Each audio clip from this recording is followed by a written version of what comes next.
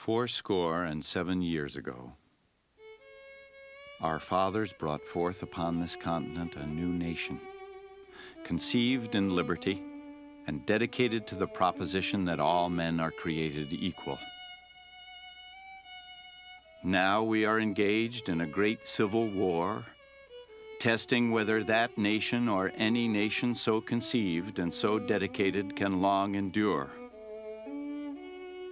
We are met here on a great battlefield of that war. We have come to dedicate a portion of it as a final resting place for those who here gave their lives that their nation might live. It is altogether fitting and proper that we should do this. But in a larger sense, we cannot dedicate, we cannot consecrate, we cannot hallow this ground. The brave men, living and dead, who struggled here have consecrated it far above our poor power to add or detract. The world will little note nor long remember what we say here, but can never forget what they did here.